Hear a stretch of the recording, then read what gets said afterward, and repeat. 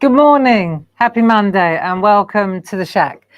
My name is Barbara Gray from Clarity here in the UK, and it is hot. Yes, already 10 o'clock in the morning, and it is scorchio. So I hope that you're keeping nice and cool, and that you're drinking lots of water, and that you're here with me, keeping shady and creative, hey? Way too hot to go outside, certainly down here in the southeast. So we may as well stay in and get arty and hang out with a bunch of friends. I'm going to tell you all about France. Do you remember I went to Paris with Gracie, and I started the story last Thursday, and I thought I'd continue it this morning. Good morning, Jane. Good to have your company. And our friend Paul is in the building with you. So if you have any questions, then he's your man. And other than that, I think we're going to travel gently today. Now, this afternoon, we won't be having a 2 o'clock TV show because it's just too hot, friends. So it'll be like an oven in here. So we decided to hit the pause button and look forward to the weekend. So on Friday, we've got Janice Phillips down for the TV shows, which is great. She'll be launching her new stamps, and then that reminds me, I must say that. Let me just write this down so I don't forget it. Jazz words, Janice. There you go. Then I'll remember. Yeah, so Janice is down for 10 o'clock and 2 o'clock. And then on Sunday, of course, we begin our 10-year anniversary celebrations for Groovy. So that'll be cool. And that'll be very cool. So we're gearing up for that. And I think we'll focus on that. And we've also got something for the stampers, something new and beautiful. So that's it. And that also gives us a chance to finish picking and packing those sale orders, which are going out the door. They're flying out the door. So if you're still waiting on your sale order, just give us a chance. We're a couple of people down in that department, but it's going really well. So that's good. Marion, grüß dich. Schön, dass du auch da bist. I hope that the weather in Germany isn't too brutal. I've been watching the news. Terrible in so hot, you know. Much hotter than here. So when we were in France, in Paris, it was really warm.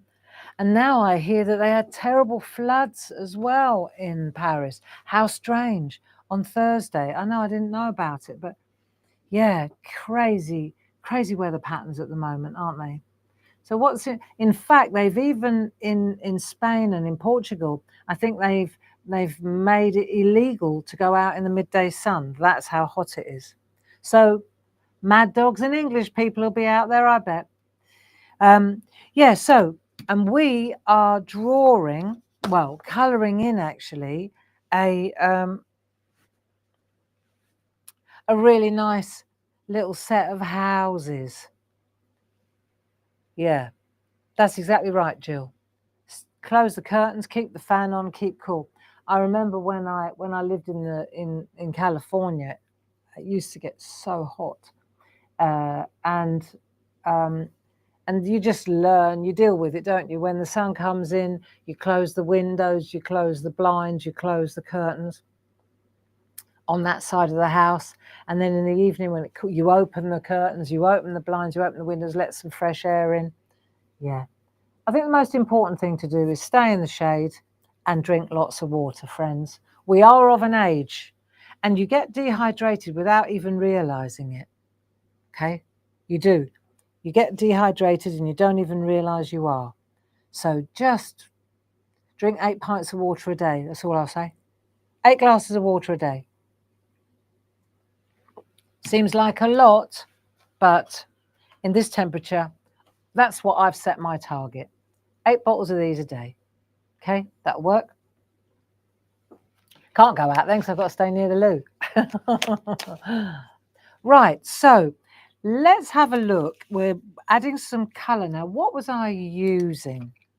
I was using my the Polychromos set to do this, and I also, because we're using copy paper, I'm just going to stick to these kind of colours. You'll see that I've added a little bit more colour. Let's come in a bit closer. Just bear with me a minute.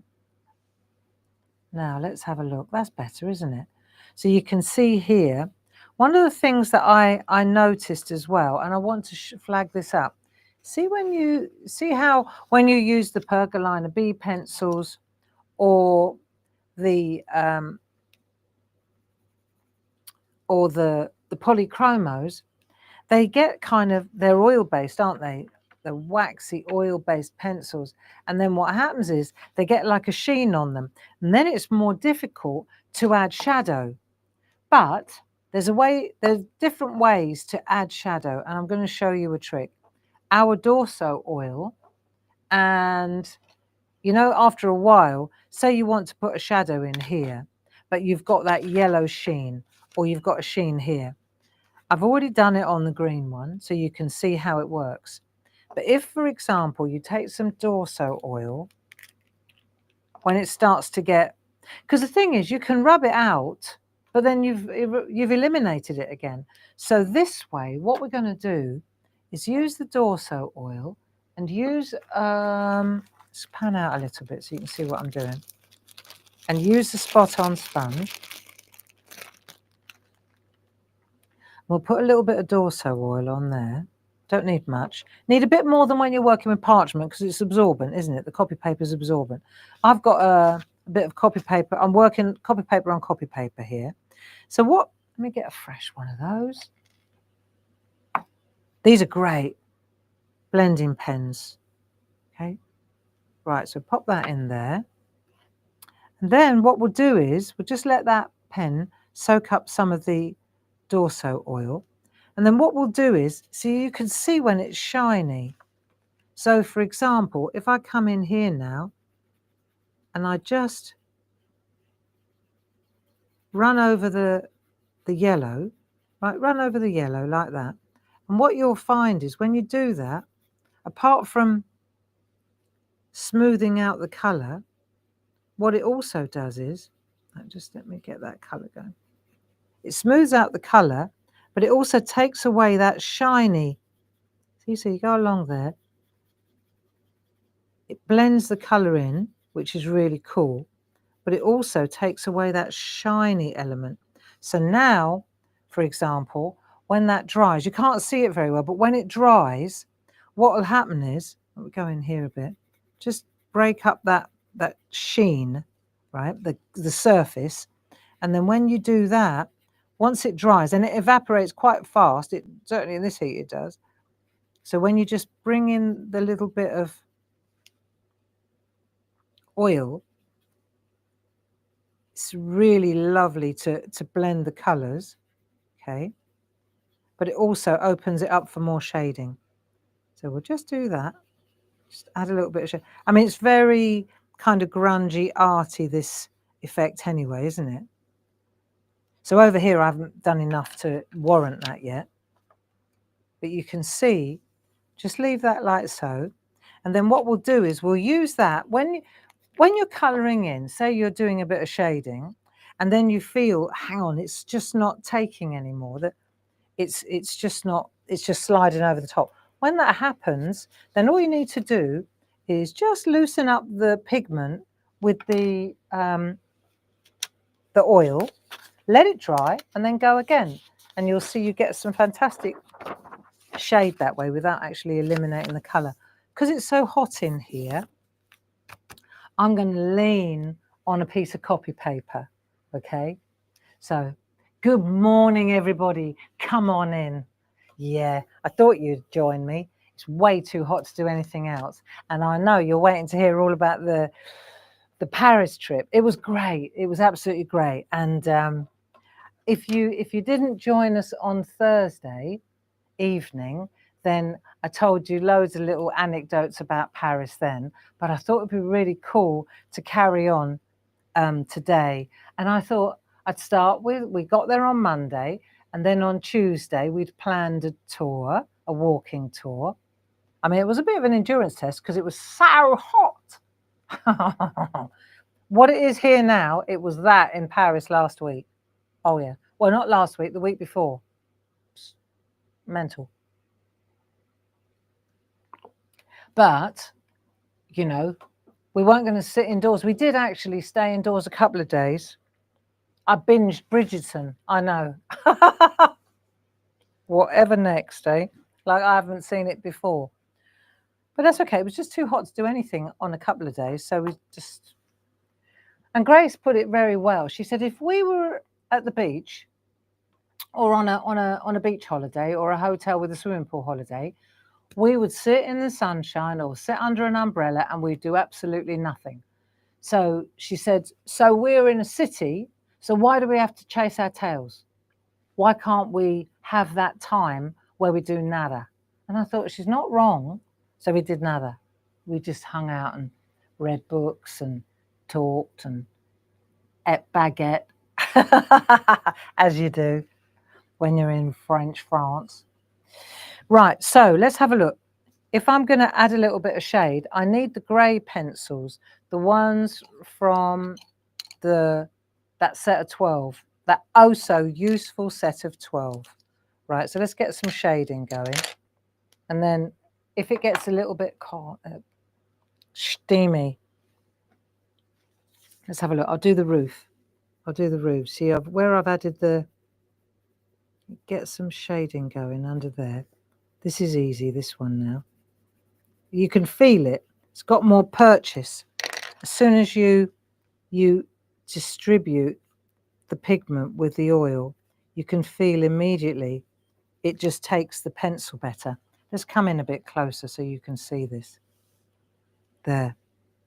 You can see exactly, you can feel it as when you're colouring. Like, watch this. If over this, it should be dry by now. If it's dry, it works ideal. But if it's not dry yet, yeah, here we go. So it's not quite dry, but it's good enough for what I need. See how it just takes the shadow so much better. So we're going to do that. Add a little bit of shadow. There we are. When it's dry, it works better. That's all I'll say on that one. But it's good. So this is an easy job to do while I'm telling you all about our trip, right? Yeah, look, it's nice, isn't it? So excuse my head if it's in the way. And then I'll tell you about what we got up to. Hey, did you fancy that? Right, come on in then. Right, here we go. So on the Tuesday, we'd booked, this is Barbara and Grace in Paris. Right, so on the Tuesday, we'd booked, that looks good, doesn't it? A walking tour. We did that before we got there. And doesn't that look nice? I don't want it to be too dark though. And Gracie sorted that out, and it went really well. So what we had to do was, because we weren't really familiar with where we were at this point, and we didn't really understand how the metro worked at this point either. So we decided, well, no, I said, why don't we walk? It's only an hour. And Gracie, the voice of reason, said, why on earth? She actually said something else, but let's just, for the sake of television, why on earth would we walk an hour to go on a 5-hour walking tour, mother? Right. So now you can add the expletives as you feel necessary. Yeah. So I get it. So we took an Uber because we didn't really understand how or where we were going. So we didn't want to miss the start of the tour. So we took an Uber over to the other side of town. So when we got there, because I got my way, we were very early, because I always feel I'd rather be early than late, because late for a walking tour means you missed it and you're not going, whereas early means you can have a coffee, figure out what you're doing. So we got there really early, earlier than anybody. Nobody, no other visitors, no other people that looked like they were set for a walk. Nobody there except us. But that's okay. So I said, well, come on then, let's have a little look round. So at the top of the hill where we were stood standing, at the top of the hill there was this really big building. I said to Grace, that looks impressive. Let's take a mosey up there and see what it is. So we went up there, and it was nice. And I said, I bet this is an important one, Grace. It looks really important. So we looked around. I said, if this is where they're starting the tour, I bet it's an iconic one. I bet it's one of the, the top 5 in Paris. And sure enough, sure as eggs is eggs, it was called the Sacré-Cœur Montmartre. So we were doing our homework before the bloke arrived, or the woman, right? We didn't know who the tour guide was. So we already had a cup of coffee, worked out that we were at the base of the Sacré-Cœur Basilica, I think it's called. Anyway, I'm no historian, but even I knew that was a biggie. So then we waited for the guys to turn up. This one needs a little bit depth, doesn't it? So then we waited for the people to turn up. And then the first lot, they were Canadians, but they were French-speaking Canadians. Didn't speak a lot of English, which was interesting. So they came from Quebec. So my French is pretty good. Well, not bad. Let's call it not bad. I understand more than I speak, as one does. But I do have a degree in it, so one would hope that I could understand quite a bit. Anyway, so there you go. That looks good. So the French turned up and they said, well, we're here for the French guided tour. So I thought, well, there'd be 2 of them then. Then the girl turned up that was doing the tour, but she was only speaking English and she definitely wasn't doing a French tour. So then the Canadians started getting a little bit antsy because they were like, well, then the Americans turned up. American contingent, the largest base. We were with, there was one other English girl from Bristol, and the rest were pretty much all Americans from different parts of America. So we had like North Carolina, we had Florida. It was hilarious, right? They were such nice people. There was Doug. He was from Oregon. He was a nice man. So we had all these different people from all over America. And so it was definitely shaping up to be an English-speaking, because otherwise, well, even Grace's little face dropped when they said, well, it's going to be a French-speaking tour. She's like, well, she doesn't speak French. So she said, this is going to be interesting. Anyway, so then the girl turned up and it was 100% English tour result. These 2 Canadians are starting to get a bit stressy. So then, not stressy, really stroppy, actually. So we kept out of it. We went and got our underground tickets. We sorted out the metro tickets. We thought, we'll get away from the ag.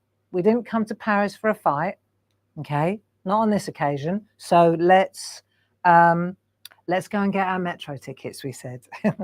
Let them get on with it. We're in the majority. It's definitely an English tour, right? So why get involved? Doesn't involve you, said Asterisk. So off we went. And when we came back, suddenly there were 2 groups, and they were. But then the tour people, the guides, they were then having it out because obviously one was American, so he definitely was. He wanted to do the English group, and the girl she was throwing the toys out the pram because she wanted to do the English group as well. Anyway, long story short, we ended up with this really nice bloke called Raphael. And as we left and went trundling up to Montmartre and the Sacré-Cœur, where we'd already been, right? Remember, Grace and I had already done our recce. We'd already done we knew where we were. So, and these two Canadians were still standing there on their own, like, not happy. Not my circus, not my monkeys, I said. Come on, let's go. I'm not getting involved. And so we went off and left them there. There was a little bit of miscommunication. Let's call it miscommunication. Yeah, this looks good, doesn't it? Anyway, so we trundled off and we went to the nice building, aka the Sacre-Cœur. This looks good. And then it was brilliant, this tour, because the guy, Raphael, he was a very, very educated, I'm going to use this Payne's Grey. He was a very educated professor. He was American, and he was a lecturer at the Paris Institute. So he was a clever bloke, historian. And his grandfather, he was telling us a story, was a really well-known author back in the day.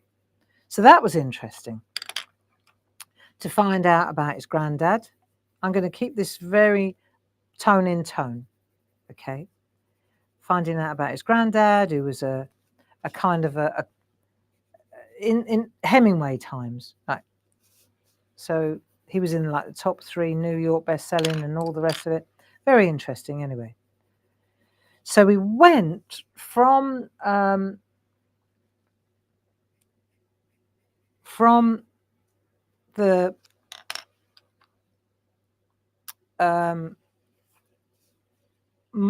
Sacre-Cœur, we walked over the top of the hill, and then we ended up going to Montmartre, which is really lovely. Okay, Montmartre. And the reason we'd done the tour, which I think was a smart move, we did the tour with this in mind, that what we were going to do, doesn't that look good? That we were going to, if we saw something that we particularly liked, we'd come back to it. That was what we decided. So both of us unanimously agreed that we're coming back to Montmartre, we said. So we walked through it because we had a bit of we were on a mission. We befriended Doug from Oregon because he'd had a knee replacement a couple of years ago. So he was he was lagging behind, let's say that. And I had a lot of empathy for him because of Dave. And so Grace and I kind of hung back with him and made sure. Then there was a family from North Carolina.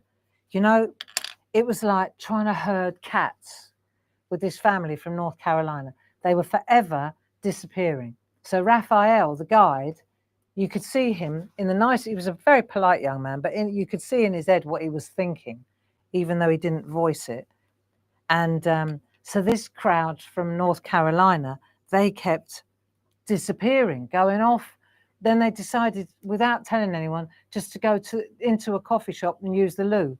So there was 10 of us, or 8 of us, looking for, and they were quite a big family, like 4 of them. So that was a bit of a, you know, but there you go. It was fine. We just kept going, and it helped Doug because he gave him a chance to catch up while they were all looking for North Carolina, the North Carolina contingent. So then we got on. So that was it. And then what we were doing was we were jumping on and off. Right, let's have a look. I want to add a little bit more shadow on this one. So I'm going to go with a lighter grey, and then I'll build it up. So then we got on the metro, and we were jumping on and off the metro, which was quite good. But the thing was, it was so informative, right? Because this guy, Raphael, he was just so knowledgeable, which was the reason why we'd done it, because you just learn so much, right? Things that you would walk past and you wouldn't know it was there. Do you know what I mean? And he took a shining to us as well. So he was just a smashing fella. Anyway, so there were little things, like he was very interesting in his approach as well. You know, he apologized at the outset. He said, I tend to talk too much. and say too much. And I said, well, it is a guided tour, you know, we are coming to be taught, to be guided. And as long as we kept listening, he kept talking. So it was really interesting, okay? Like there was one place, there was a really nice place just down from Montmartre where, so what I'm doing here is I'm just, see how the oil is just beautifully spreading the shadows. Nice, very nice, softens it up nicely. And if you feel you've done too much, that's the other thing is, of course, you can just lose it. Let's go in there again. I feel like I've killed the pink on this, on the ceiling, on the roof. Let's get rid of some. There you go. Just push it away. Look, great, isn't it? So yeah, just down from Montmartre, he was showing us a house where Picasso used to live, and there was Van Gogh and all the different painters. Anyway, this particular house was the Picasso. He lived there for a few years. More interestingly for me, everybody was standing there trying to make photographs of this house, take selfies in that of the house.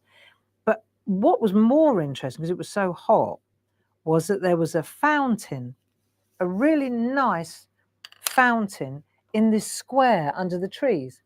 So Raphael was telling us, are you interested in this? I think so. Yeah, so the fountain was under the trees, and I was more interested in the fountain because I needed a drink. It was getting really hot, right? It was starting to heat up. Anyway, so he told us, I'll show you a picture of these fountains, because he said what had happened was, this was during the French Revolution and the lead up to the French Revolution, right? Let's say, for example, my history is not great, but say in 1789, 1800s, the beginning of that period, okay, the French people, they were so poor, okay, and starving. And it was at a time where water was more expensive than wine, right? It was that ridiculous. Let's do a bit more pink. So the water was even more expensive than wine, and people, you know, only the wealthy were getting wealthier, and the poor were getting poorer, and they were getting taxed out of extinction. I actually, while I was there, I thought, I think there's a book going around from government to government, and I think it's our turn now. This tax the poor thing, it seems to be coming full cycle, and we're copying it now. But back in the day, that's what happened in French France. And so, back to the fountain, there were these exquisite fountains. Let me show you. Let me just dig it out, because I want to show you the fountain. Right, here. See this fountain? It's beautiful. And if you hadn't taken a guided tour, Barbara, you'd never have known. And these are all over Paris. After I was shown this one by Raphael, I saw them in front of the English bookshop, the old English bookshop. There was one everywhere you went. And I was telling people, this is drinking water. You can fill your bottles here. It's free. And it was a fountain. And a very wealthy man at the time, he installed loads of these all over Paris for the poor people, right? And it was free drinking water, because there was disease, and it was all pretty extreme. But what he explained to us, Raphael, these 4 women, there are four women holding up the water, and they, there's 2 on this side, 2 on the other side, and they represent cleanliness, kindness, sobriety, and charity, the 4 women. So all the fountains, they represent cleanliness, kindness, charity, and sobriety. And they were donated to Paris by some rich fella who felt sorry for the poor. So they weren't all gazillionaires who didn't care. Okay, they weren't all Marie Antoinettes and Louis XVI who came to a sticky end. Anywho, that I thought that was really interesting, and I filled up my water. I had a little bottle of water, and I filled it up all the time. Wherever we were in Paris, you bump into one of these, and during the whole week, I'd say, "Oh, look, there's one of them fountains. Quick, fill your water up again." Great, you know. So that was a real. I thought it was really informative, you know. So let me find Paul again. There you go. So that was the fountains, and so that was the walk, and we did loads, and it was funny because as the walk went on, our group started thinning out. Like North Carolina, they peeled off when we got to to the Eiffel Tower. We got to the Eiffel Tower, all lovely, everyone taking selfies. North Carolina's gone. It was too hot for them. It was really scorchio. So then they've gone.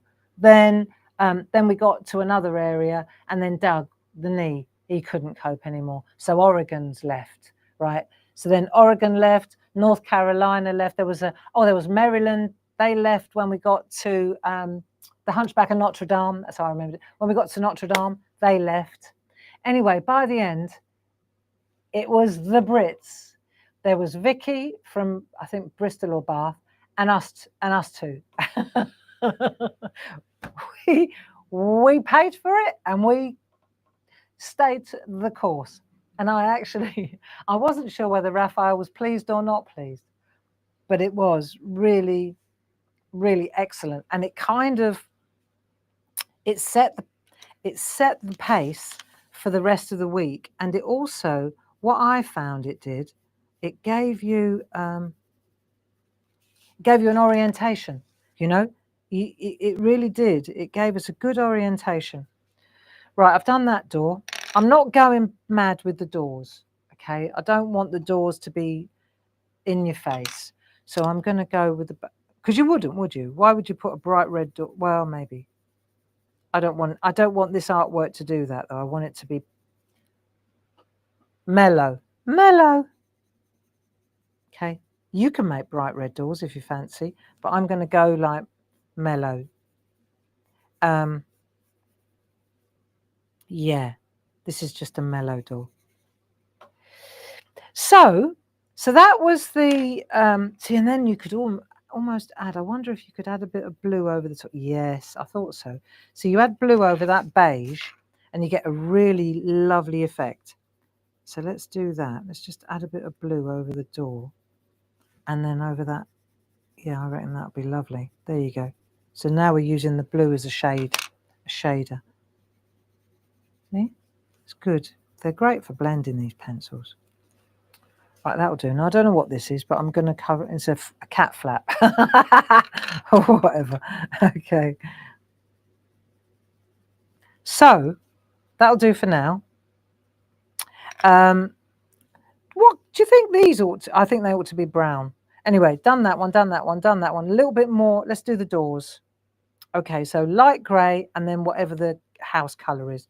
So then that was the Tuesday. Okay, so let's call that a day. We've done the Tuesday. We've done the tour, the walk-in tour. We did about 15,000 steps that day. I know. Wear comfy shoes. So we did about 15,000 steps. And I knew I'd done 15,000 steps as well. Oh, right, bit of pink. See, you get a nice pink stain going. Lovely. Yeah, I like that. Now this one, green. Doesn't take much, does it? So then the next day, we went to the Palace of Versailles. By this time, we were on board with the metro. We knew how the metro worked. And the best thing was, right, because the Parisians are not famous for being friendly, but every now and again, you would meet the friendliest, most helpful. And then you'd find out they're not from Paris. they're interlopers like us. Anyway, so there was this young fella, and we were standing trying to work out how to get a train to Versailles. Didn't want to park. It's about 40 minutes outside of Paris. didn't want to get an Uber for that. So I said, we will work this out. We will get a train. There's nobody to help you. Nobody, just, it was a little bit pants like that. So anyway, so this guy, I asked him whether he took the time to help us download an app, show us how to do it, how to load the card, he was brilliant. And that kind of set us up for the rest of the week, really, this chap. He was so nice. And no, he was a lecturer, but he was from Lille, outside, he was out of town. And he was here for something completely different. So that was great. And he really helped us. So I feel I want to put a little bit of grey in there. And so that was nice. So we went to Versailles. You know, okay, we ticked that box. It wasn't my favourite place. I found it very boring, to be honest. Blimmin' hot. And, you know, just gallery after gallery, just loads of unattractive people in portraits. You know, not my bag, if I'm honest. You know, doesn't that look good? But hey ho, we've been there, we've done it. Grace and I had a laugh. She's saying, they're not very attractive, are they, these blokes in the pictures? And I was saying, you know, the interesting thing is that, you know, they've had their portrait done. They've paid a lot of money to have this done by some top artist. And, it, you know, it's not a photo. Photos don't lie unless you put a filter on them. This was, you know, if you didn't want your double chin, you'd say to the artist, can you know, change the way I look from the side, please? Can you sculpt it a bit better? But no. And Grace concluded, these must be the best versions. And then she was like, oh, imagine what they really look like. So then the job was to walk through the Palace of Versailles and find one good looking fella, not a live one, in the portraits. We didn't have a lot of luck. And then Grace, who's a real comedian, she started saying, well, he looks like Mickey Flanagan with a wig on, and he looks like Bob Mortimer, and so then we started, because they really did. It was so funny, okay? And we weren't really taking it seriously. And then we went in the garden, which was well, the garden isn't underwhelming. The garden is phenomenal, right? But what was underwhelming was that you paid a lot of money to go in the gardens because of all these water features and fountains. Well, none of them, 2 of them out of 20 odd were on, 2. So we had to walk miles to find the 2. You just had to listen to the splashing. So that day we did 20,000, over 20,000 steps. That was a little bit of a mission, that one. But, you know, we were doing it together and we just had so much fun. But, yeah, so that was good. Enjoyed it. I think I want to break that. See where I went a bit over the top on the black? It looks a little bit extreme, doesn't it? Let's just break this up a bit. Right. See, this is what I like about this kind of shading, especially on copy paper. See, you can make it lighter or darker, so you can remove it. Look, see, less now. Excellent, isn't it? So I've done that. One more door left. Okie dokie. Okay. So that was Versailles. Tick that box. Following day was the Thursday. That was the day we decided to. I tell you what we did. On the Thursday, I said, you know what? I've got O-level history, Grace, and I've never yet been able to figure out the chronology of French history. I've never worked out what came first. You know, I'm rubbish at dates anyway, but I couldn't work out French Revolution, Marie Antoinette, guillotine, and then Napoleon.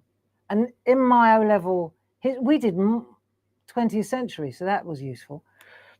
but I wanted to learn it. So we went online and we found a YouTube that was like French history for idiots, for simpletons. Très facile. So anyway, it was in English as well, right? And it was a silly cartoon thing. But here we are, and now I get it. Okay, I get the chronology of the French Revolution. And in a nutshell, right, I'm not going to give you a history lesson now, but in a nutshell, Marie Antoinette and Louis XVI, total decadent. The reason I wanted to know was because we've been to Versailles and it was all about them. And I thought, where does Napoleon come into it? So this French for Idiots YouTube enlightened me. And so apparently, right, Louis XVI and his wife, Marie Antoinette, they lived in absolute opulence, you know, taxing the peasants, you know, let them eat cake and all that. Completely disconnected from reality. And then the peasants revolted. Do you remember? There was a storming of the Bastille, la, la, la, la, la. So all that happened around 1789. That's all you need to know, 1789. So that's the famous, like, it says the French Revolution. Well, it took about 10 years, really, right? It didn't happen overnight. 3 years later, they got rid of Marie Antoinette and Louis XVI. So they were locked up for quite a long time. And they were getting, you know, like, they were stripping back. They didn't do it overnight. It was like a gradual, it was gradual. And then, so then they had, so they got rid of them. And that was the other name. Do you remember Robespierre? You always hear about Robespierre. Well, who was he? Well, he was the one that he got rid of Marie Antoinette and Louis XVI. He was the head of that lot. And then, right, in a nutshell, you've got storming the Bastille, overthrow the king and queen. Then you've got Robespierre. You enter into what they called what was that called? That period of, what did they call that? It was like the Reign of Terror. That's what they called it. The Reign of Terror, right? So that was Robespierre and his guys, his cronies. We entered into a reign of terror. So they got rid of the opulent people and then went straight into a reign of terror. That lasted about 10 years. And then along came Napoleon, the dictator. So they went from starving to death to being guillotined if you gave an opinion, to then warmongering. So they went through a bit of a rough patch, the French, at that point. And it ran from like 1789 to 1799. It was that period. There you go. That's it in a nutshell. As per the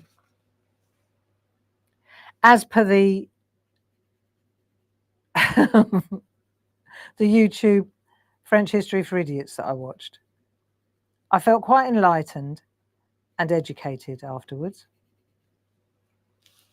The other thing about Versailles, right, and it was interesting because on the day there was absolutely no there was no control over numbers. This would not have happened in England. Health and safety would have kicked in. There were far too many people. I would have said on any other day, if there'd been a third, but to be herded around like sardines in the sweltering heat, and you literally were herded around, right? You couldn't stand in a room, you couldn't enjoy it. So we just made the most of it like that. It was way too overcrowded for the temperature. You know, there wasn't any control over the numbers of people. Sure, we got an 11:30 slot, so, but that didn't mean that the 11 o'clock, the 10:30 and the 10 weren't still in the same room. You know, so it was just building up, very congested. And I couldn't help thinking that it could have been better organized. Okay, so that was Versailles. Each to his own. Want my bag. Following day, we stayed in, watched the History for Idiots, which I really got a lot out of. Right, this is looking good. Now, what I want to do is try some bricks. Right, so let me have a look. I'm going to try a couple of bricks. Now, to do the bricks, though, I'm going to use, let's see, if I use a grey, maybe in this area here, if I were to just draw, just like this, look, just a, you don't have to do all the bricks. Do you see what I'm doing? Just a tiny little amount like that. And then I think I'll use the pencil. Yeah. And let's just add a little tiny bit of shadow on each brick. There you go. There, that's exactly what I wanted. Just a tiny little, yeah, doesn't that look nice? You could probably, I wonder if you could do it with the colour of the house. Let's put a couple up there like that. That might work. Brick, brick, brick. So then on the Friday, this is good. On the Friday, we went, that was, I think the Friday was probably one of my favourite days. In the morning, we went to a modern gallery. We decided to forget the Louvre. Hey, so this is interesting. On the day where I'd said that the Versailles was overfilled, the staff striked at the Louvre. Same problem. They shut the Louvre down without any warning because it was too hot and it was too overcrowded and the staff couldn't cope. And they said it was dangerous, très dangereux. So the same thing happened at the Louvre as in my opinion, could have happened at Versailles. So I wasn't wrong, right? Not that I always want to be right, but I felt vindicated in my complaint. I didn't complain, I just moaned to grave. However, same thing happened at the Louvre. So we decided to give the Louvre a pass and not bother. And so we went to another gallery, which was beautiful, right? And it was called the Bourse de Commerce, right? And it was, we were given, I'm just going to put these bricks in now. I'll put the bricks in first, I think. Yeah, there you go. Stick the bricks in and then colour them in. That's better. So we went to this Bourse de Commerce. I've got to show you this because this was, it was the strangest thing. It was a fantastic, it's called the Pinot collection. And there were two things that stood out for me that I've got to tell you about, right? And one, it was the reason we went because it's like a dome. It's like St. Paul's Cathedral. It's like a big dome. But let me show you, while you're looking at this, let me see if I can find the pictures. Let me just scroll up and I'll show you, because this was really quite spectacular. Okay, so let's see if I can turn this around. Hold on a minute. So in the dome, all right, let me go from that one, let me go to this one. Right, let me see if I can show you this picture. Okay, so you can see there's the dome, right, with the beautiful mural all the way around. There's Grace, and she's standing in front of what looks like a swimming pool with ceramic bowls in it, right? And this is an art. This is really quite something. Right, watch. So let me just find the, see how it looks? And look, not so many people. No, refreshing. Now, let me see if I can find, right, look at this. See it? See it moving? So what's magnificent is that the dome, the glass dome, is reflected in the water. Now, the art installation, what it does is, because of the construction of the dome, as these ceramic bowls, all different sizes, as they hit each other, look, it's vast, right? But as they touch each other, because there's a very gentle, let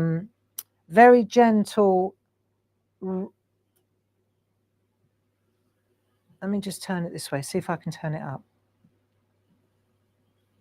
Can you hear it? Right.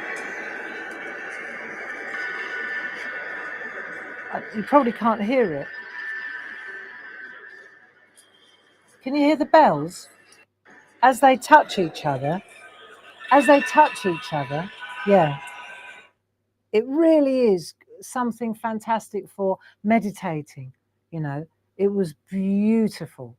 And then the other thing, so I left Grace, so she was sitting there and she was meditating, right? So I wandered off and I let her do her thing.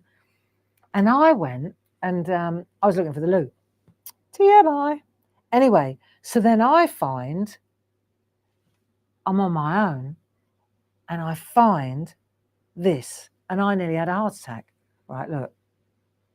So I found this little, like a mouse, right? And I thought, oh no, what are the chances, right? But then I realized that it was also an art installation. So, so exquisite. And it's this tiny little mouse on this huge wall. That's it, right? I know. Let me see if I can show you.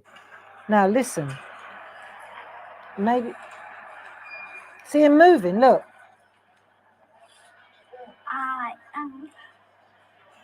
Hold on. Wait a minute.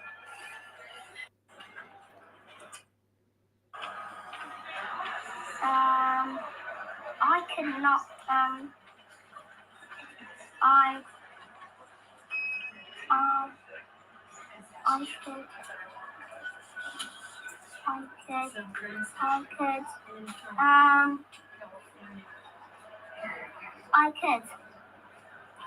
could, I cannot, I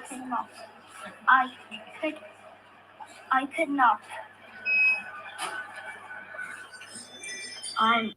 I tell you what, I was blown away by this little mouse, and it was an art installation, a little automaton, right? Tiny little white mouse, and when you listen to it, it was just fear, confusion. It symbolized fear, confusion, and anxiety, and an inability. And he was stuttering and stumbling, and he never made any sense at all because he didn't know what to do. He didn't know whether to leave or go, or you know.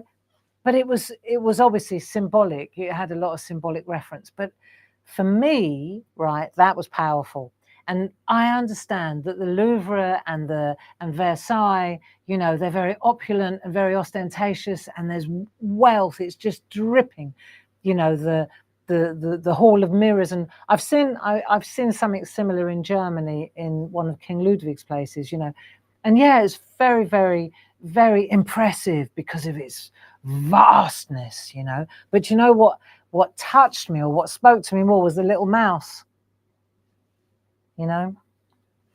And then these ceramic bowls tinkling, and just the energy in the room, and it was so quiet, and you know, people were just sitting and listening, and not many people were talking. And if they were talking in whispers. You go to Versailles, everybody was looking at everything through the lens of a camera. They were all so busy taking photos and posing, and it was tasteless. It was absolutely tasteless. Whereas this, to me, was so tasteful. Does that make sense? Yeah. So that was Friday. Really the best morning. And then in the afternoon, Grace took us to that perfumery, which was so quintessentially Parisian, so French. And we learned how to make perfume in this really elegant setting with a perfumer in an old French building with the big old doors, and just a handful of people. And she just taught you how to make perfume, which we did, you know. And I've always liked Amarige, Givenchy, it's a French one. And she worked for Givenchy. She says, Amarige, you know, let me help you. And so we emulated Amarige. This is this beautiful perfume. And I made my own. And she told me exactly, you know, it was all about 1 drop, 2 drops, experimenting, writing it down. I'm rubbish at writing stuff down, but we did it, and she taught us how to do it. It was really, really exciting, you know, and informative. So Friday was it was an education as well, but a whole other one. So we had the Tuesday where we walked our socks off and we were educated by Raphael. Then we had the Wednesday where we went to Versailles and we were educated, you know, on where all the money went. Then on Thursday we had a day off and we educated ourselves on YouTube, French history for idiots.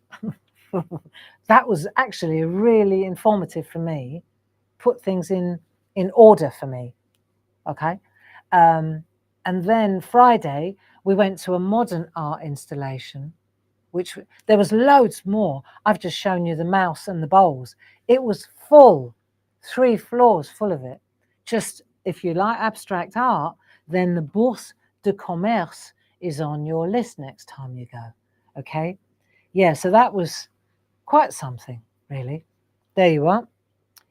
And other than that, I hope you enjoyed those stories, and I hope you enjoyed our tour. Saturday it was Beyonce, and then Sunday it was Montmartre again, which was really, we said on the Tuesday we'll go back to what we really liked, and Montmartre was the one we said we want to go back to that area, the one where the fountain was, Picasso, Van Gogh's, the blue door. Yeah, it was very, very interesting. The whole thing, really. It was a very fantastic week, and I've got so many memories, you know, not least these houses, because they're so kind of, well, they could be French, couldn't they? They could be French, they could be English, they could be London, they could be whatever you want them to be, really. Yeah, I like them. I see a plan here. I've got a plan, friends. I'm just adding a little bit of colour. I'm going to finish this off now, between now and Thursday. Going to add a little bit of colour to the trees. Maybe on Thursday we can try something. Maybe on Thursday we'll do the trees. There you go. Leave the trees grey. We'll do the trees on Thursday. And then we've got a bit of project completion. All right? So what's happening this week? Tuesday, Groovy Tuesday with Louise. Lovely to Louise tomorrow morning. Nothing in the afternoon because it really is too hot. And so we're going to hit the pause button because we've just had a big sale. We need to give you a breather too. Friday, we've got some brand new beautiful stamps with Janice. And then on Sunday, 3 to 5, Paul and I are officially launching 10 days of 10 years of Groovy. And we've got loads. We're going to have meetings this afternoon to work out exactly how we're going to celebrate a decade of Groovy. So there you go. That's it. Thank you so much. I hope you enjoyed that. I hope you enjoyed the doodle. I'm liking me houses, I have to say. I think I might add a few more bricks. And then on Thursday, let's just finish the trees. And then I'm thinking, I'll tell you what we're going to do. We're going to add some little people. Yes, that's what we'll do. I'll show you how to add some little people. Okay, because the streets are full. Lots of love. I hope you enjoyed that, and I shall see you on Thursday evening, if not before. Bye-bye now. Paul, thanks for your help. Stay cool, drink lots of water.